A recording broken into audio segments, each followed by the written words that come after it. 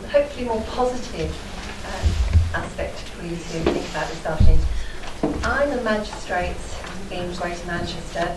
I've been a magistrate now for 13 years, and I was appointed to the bench at Trafford, where I sat until the court closed 3 years ago. For the last 10 years, I have been in charge of what's called the Magistrates in the Community Project, which is a project run by the Magistrates Association. And the aim is to demystify magistracy, to educate people about who magistrates are, what we do, how we work, and to demystify the criminal justice system. And to that end, we go around, we give talks to schools, to colleges, to adults and community groups, to try and familiarise people with what magistrates actually do. And if I can just give you a brief outline, magistrates are members of your community. I was appointed to Trafford as a member of the community. I wanted to give something back to the community. I was asked, was I interested in becoming a magistrate? I went along, thought it did. We, as a bench, which is a collective term for magistrates, we try to reflect all aspects of our community, ethnic, racial, things that people do. We've got people from taxi drivers to company directors who are all magistrates. We are volunteers, we have lots of training, but we all care about the community in which we live, which is why we do it. In the 10 years that I have been doing magistrates and community work, I've seen a huge change in the cases that are coming through the criminal courts.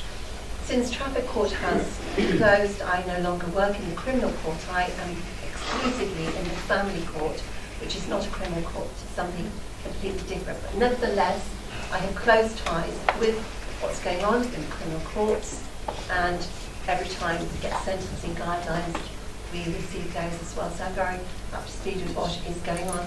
And I understand your concerns as a community as to how things are going. I live in Hale. We have had 3 burglaries in our road in the last 12 months. I've been a victim of crime myself, so I've got some understanding, of how everyone's feeling, how emotions high. Can I just reassure you, though, that all cases start in the Magistrates' Court. 95% of all criminal cases start and end in a Magistrates' Court. And that tells us that only 5% of crime is so serious that it makes the headlines and it goes to the Crown Court. Magistrates have got limited powers of sentencing. We can send someone to prison for up to 6 months. We give them a fine of £5,000. If when they appear in court we feel that the crime of the offence is so serious that it is going to merit more than that punishment, we send it to the Crown Court. I understand people's worries about sentencing, whether sentences are harsh enough. Sentences are set by the Sentencing Guidelines Council. We used to have a big folder with all the sentences for the various offences, and we have to follow those guidelines. They're guidelines, not tramlines, and we're allowed to go more serious or less serious with the offence. But we do have to follow those guidelines, and those guidelines are constantly being updated and looked at by the Sentencing Guidelines Council. What I urge you all to do when you read something in the paper that says the victim walked free from court, that is frequently something that's said when someone has not received a custodial sentence, but they received a community sentence. Believe me, some of these community sentences are a lot harsher than sending someone to prison for 3 months. In fact, I had someone in court who said to me, I'd rather go to prison than do the community sentence because it's much tougher. They have to turn up at Stretford Probation Service for 8:30 in the morning. And some of these people have never seen 8:30 in the morning for a very long time. And if they're late, they get sent away and they will have to come back. We can put programs in place for them to address their alcohol issues, their drugs issues, anger management issues. So community sentences are not something that they walk free from court. They're far from it. They're onerous.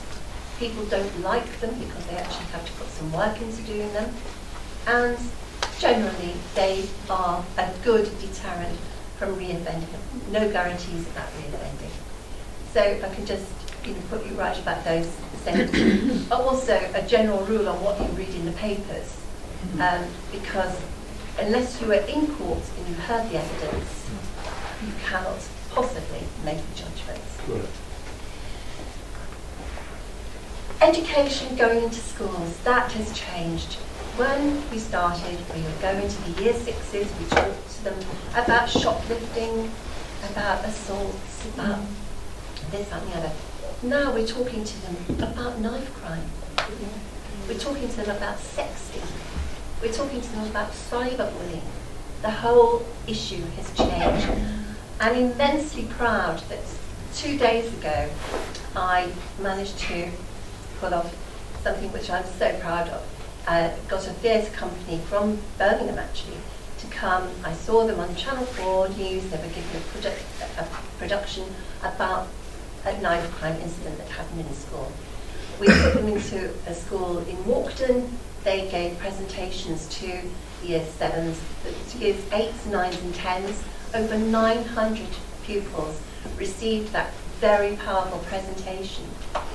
And if just 1 or 2 of those 900 take notice of the fact that carrying a knife is not a good idea, it's not cool, it's not for your own protection, we have to get that message across to them. Because every kitchen in every corner of the land has got a knife in the drawer. They're the easiest things to get hold of. We have to get through to children. It is not cool, and they are not carrying it for their own protection. It doesn't work like that. Can I also just finally say to you, if you are a victim of crime, there is such a thing called a victim impact statement that you can make. And victim impact statements can be read out in court. And that could affect the sentencing, albeit in a magistrate's court or the Crown Court.